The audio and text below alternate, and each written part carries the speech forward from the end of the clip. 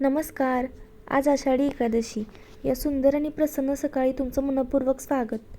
आजचा आमचा संपूर्ण दिवस आम्ही तुमच्यासोबत शेअर करणार आहे. आता रोजची तुम्ही देवाला फुलं बघत असणार, ती इथूनच आम्ही घेतो. अण्णांनी अशी छान छान झाडं लावल्यात. ह्याच झाडाची फुलं देवाला रोज आम्ही घालतोय. सकाळची सुरुवात ही नेहमी देवपूजेनेच होत्या. आणि आजची सकाळ तर भरपूर स्पेशल होती, कारण आज आषाढी एकादशी होती. विठू रुक्माईला अभिषेक घालून घेतलं, पूजा मस्त मनोभावे पूजा केली. त्याच्यामुळं पूजेचं काय पूर्ण शूट काय केलं नाही, डायरेक्ट पूजा झाल्यावरच आम्ही हे शूट करून घेतलं. विठू रुक्माईला मस्त गजरा अर्पण केला, पवतं घातलं, देवारात छान फुलांनी असा सजवला आणि खूप छान वाटत होतं सकाळची ही पूजा बघताना, दर्शन घेताना. कशी वाटतं तुम्हाला आजची आमची ही पूजा? कमेंट करून नक्की सांगा. सुंदर ते ध्यान उभे विटेवरी, कर कटावरी ठेवून या. देवपूजा केल्यानंतर देवाला फराळ दाखवून नैवेद्य दाखवला. त्यानंतर विठुरायाची मस्त अशी रांगोळी काढायला घेतली.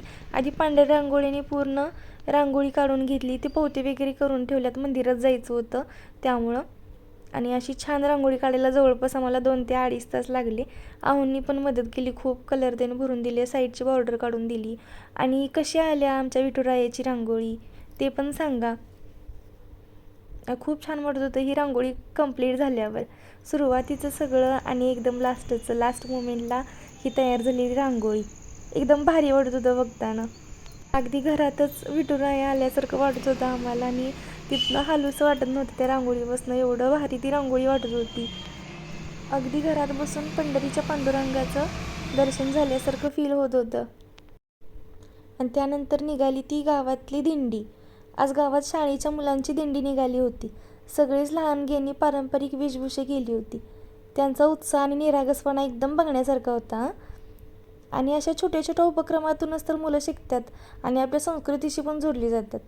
आणि मला काय वाटतं माहिती आहे का, पुस्तकाचं ज्ञान तर महत्त्वाचं असतंच, पण असं अनुभव पण मुलांना घेता आलं पाहिजेत.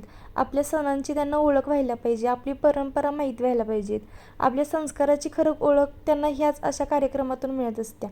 आणि हीच परंपरा आणि हेच संस्कार पुढच्या पिढीपर्यंत असंच पोचत राहोत, हीच विठुरायाचरणी प्रार्थना.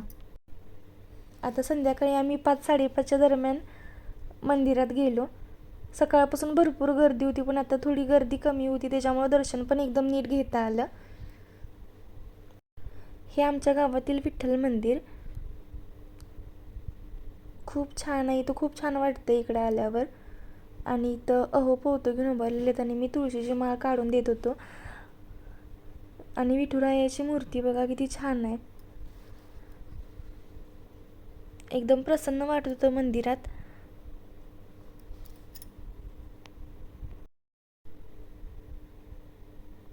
आता आहोंनी कापसाची वस्त्रमाळ देवाला घालून घेतली.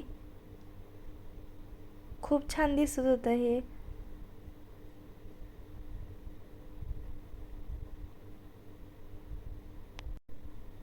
त्यानंतर तुळशीची माळ पण घालून घेतली. तुळस काही जास्त मिळाली नाही, त्याच्यामुळे जेवढी मिळाली त्यातच माळ करून घेतली. आणि मंजुळा पण देवाला घालून घेतल्या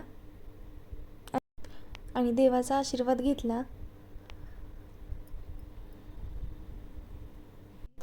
तसं सहसा जाणं होत नाही आता आजकाल मंदिरात, पण आज आषाढी एकादशी होती त्याच्यामुळं दर्शनाला जायचंच होतं. आणि खूप छान वाटलं, अगदी मन प्रसन्न होऊन गेलं दर्शन घेऊन. आणि गर्दी कमी होती त्याच्यामुळं मस्त दर्शन घेता आलं, अगदी शांतपणे आणि निवांत. देवाचं दर्शन घेतल्याने आम्ही निघालो आमच्या फेवरेट जागी, म्हणजे मसाईच्या मंदिराकडे. संध्याकाळची वेळ होती, मस्त वातावरण होतं, इथं पण सगळं शांत शांत होतं. आणि बाळाला मस्त रेडी केलं होतं. म्हटलं आता इथं आलोय तर त्याचं छान छान फोटो काढून घेऊया. आधी आई मसाईचं दर्शन घेतलं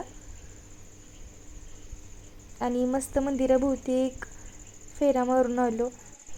इथला परिसर एकदम कमाल आहे, कमाल म्हणजे कमाल.